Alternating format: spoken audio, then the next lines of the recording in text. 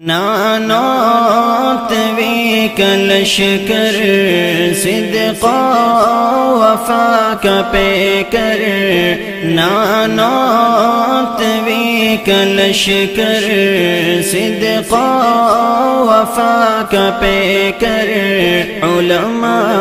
अब मैं बिला किसी ताख़ीर तमहीद के उस्ताजुल असातिज़ा रईसुल मुतकल्लिमीन इमामुल फ़राइज़ मुहक़्क़िक़े ज़मा जोशे बयां अदीब फ़क़ीह उस्ताद मोहतरम हज़रत मौलाना मुफ्ती मोहम्मद इमरान साहब उस्ताद व नाइब मुफ्ती दारुल वक़्फ़ देवबंद, मैं हज़रत से दरख्वास्त करता हूँ कि हज़रत तशरीफ़ लाएँ और अपने मवाइद हसना से हम सामाईन को महसूस फरमाएँ।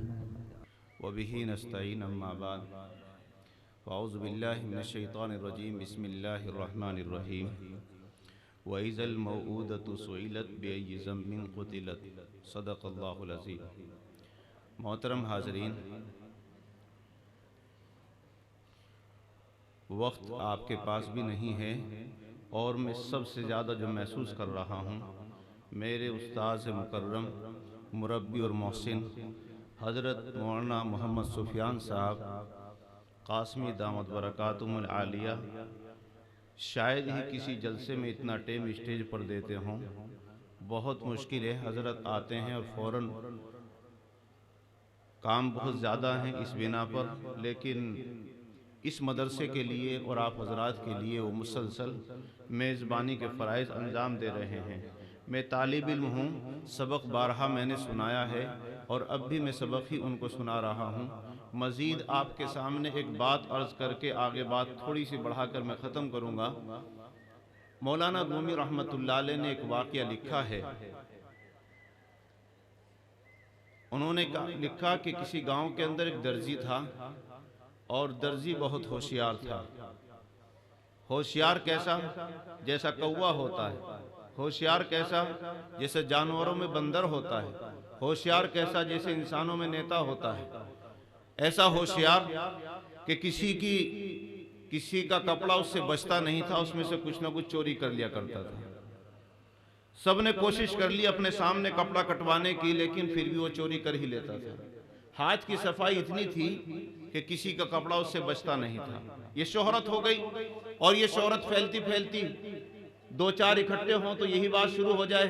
मस्जिद में इसी तरह दो चार आदमी गुफ्तगू कर रहे थे कि फला दर्जी बहुत होशियार है, काबू में बिल्कुल नहीं आता, जो अपने आप को अक्लमंद समझता है उसका भी कपड़ा चोरी कर लेता है। मस्जिद में नमाजी में एक नमाजी थे सिपाही, उसी गांव के थे, ड्यूटी से आए थे, नमाज पढ़ी थी। सिपाहियों को अपनी होशियारी पे बहुत घमंड होता है। सिपाही रस्सी का सांप बना दे। अब ये कहने लगा कि वो कौन सा दर्जी है जो सिपाहियों से भी ज्यादा होशियार है। वो ऐसा कैसा दर्जी है जिसके हाथ कितनी सफाई है कि वो हर एक को चकमा दे देता है। कहा मैं देखता हूं, मुझे चकमा दे के दिखाए, मेरा भी न वो ओहदा सिपाही का नहीं, अगर आप चकमा दे दिया उसने।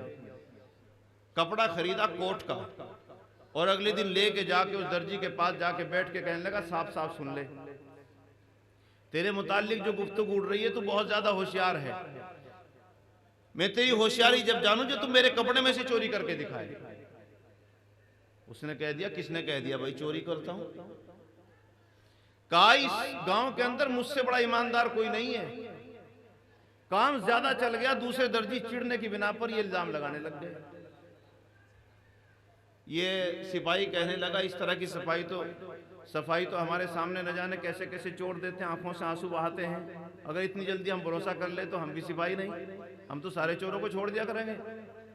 अगर तेरी इतनी सी मासूम सी बात पर मैं सोच लूं कि तू चोर नहीं और ऐसा होशियार नहीं है और मैं यकीन कर बैठूं, पहले मेरे सामने कपड़ा काट के दिखा और मुझे होशियारी दिखा।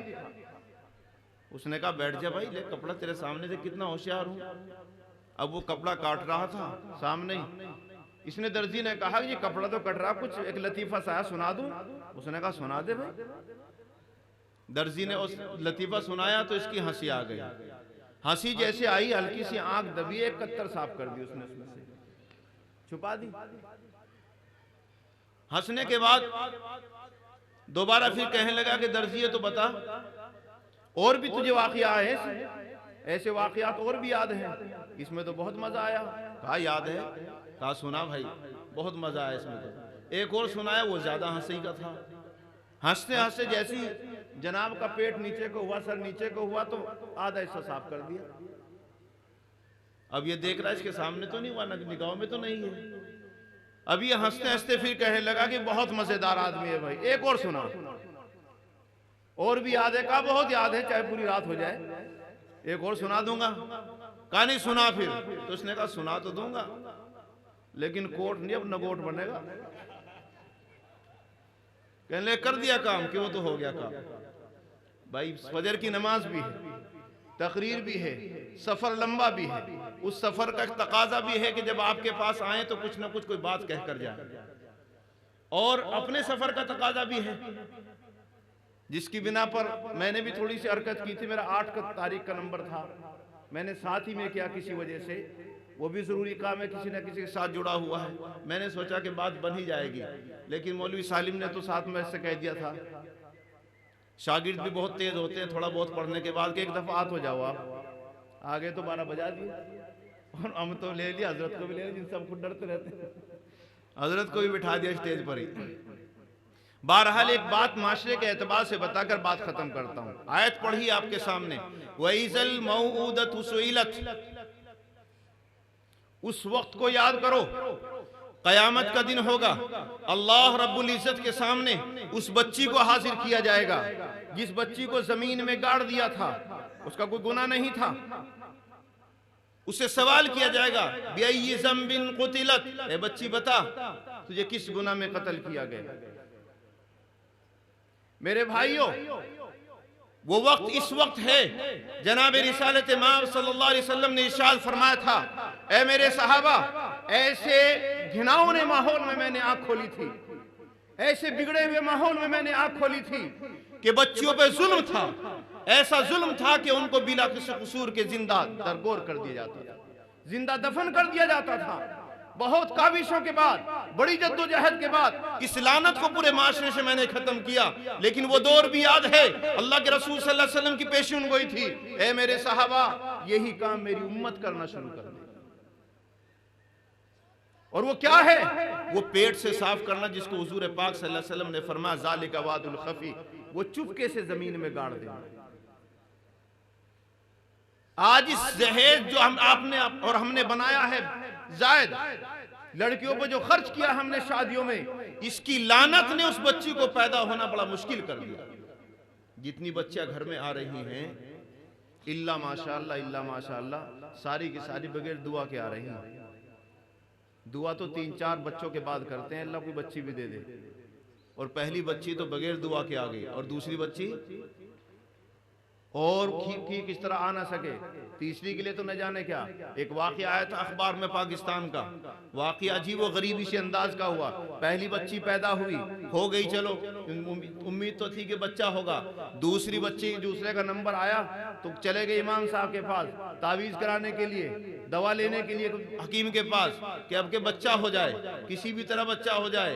नहीं बच्चा हुआ, बच्ची हो गई।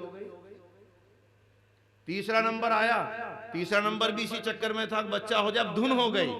जो तस्बीहात बताई वो भी दिन रात कर रहा है। जब पता चला बच्ची आज आने वाली है, कल आने वाली है, वो वजीफा जितने दिन का था वो पूरा कर रहा है।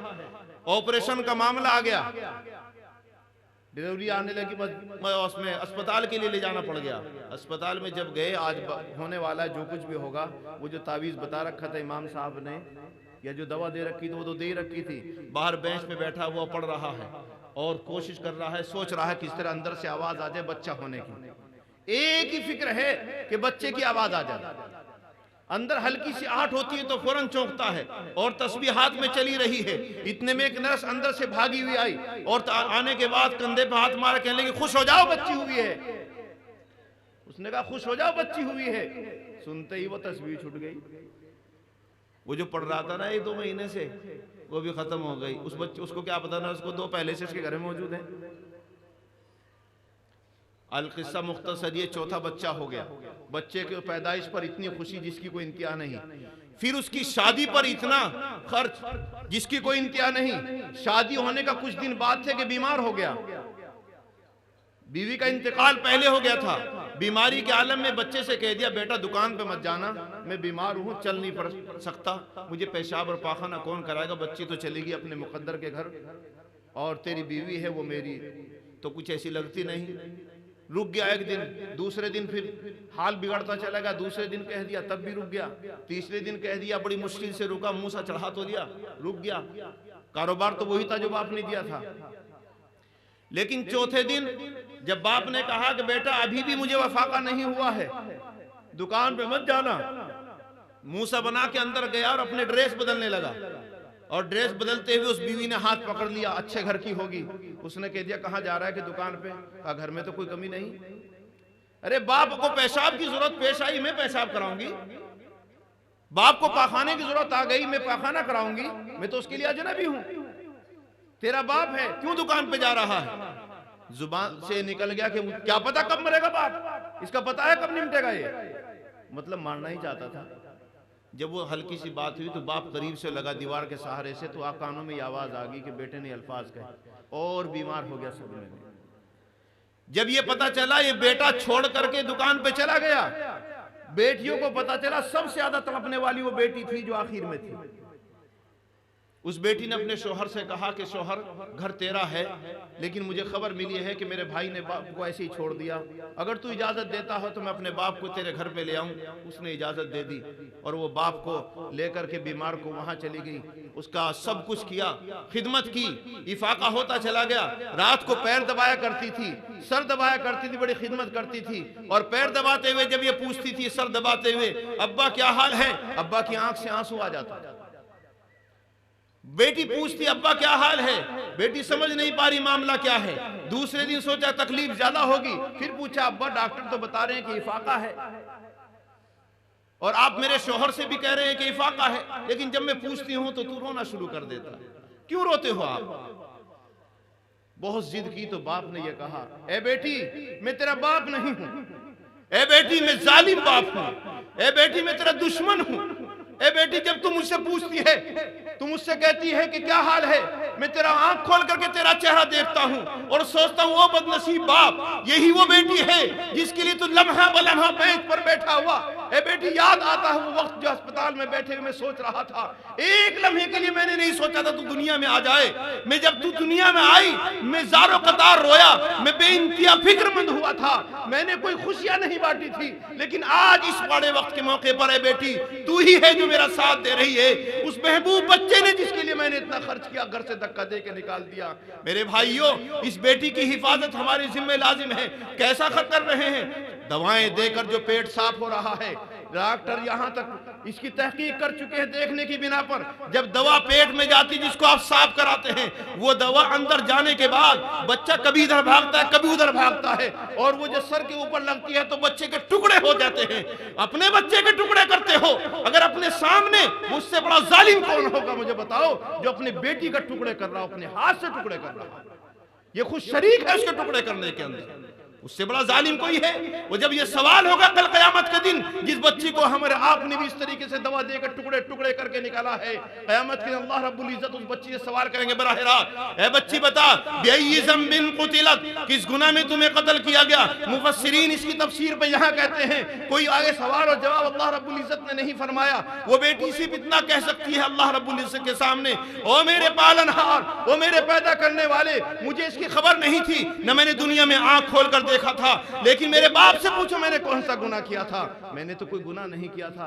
बच्चा और बच्ची, आखिरी बात, अगर बचपन में इंतकाल हो जाए, बचपन में बाप को घसीट के जन्नत में ले जाएगा चाहे ना तमाम। यहाँ तक हदीस में है कि अगर उसके हाथ पैर नहीं बने थे, नाफ की नली से पकड़कर अल्लाह रब्बुल इज्जत के सामने लेकर हाजिर होगा, ए परवरदिगार क्या ये मेरे बाप हैं। अल्लाह रब्बुल इज्जत फरमाएंगे हाँ, तो बच्चा कहेगा ए अल्लाह अगर ये मेरे बाप हैं, अगर ये मेरे बाप है तो जब तक ये जन्नत में नहीं जाएगा मैं भी जन्नत में नहीं जाऊंगा। लेकिन इस तरह का निकाला हुआ बच्चा और बच्ची वो जहन्नम में पहुंचाएंगे। अल्लाह मुझे भी अमल की तौफीक नसीब फरमाए। मुसलमानों बच जाओ, हर घर तक पहुंच रही है चीज़, हर घर तक पहुंच रही है, दीख नहीं रहे लेकिन टुकड़े कर रहे हैं। बच्चियों से भी मोहब्बत करो, अल्लाह अमल की तौफीक नसीब फरमाए।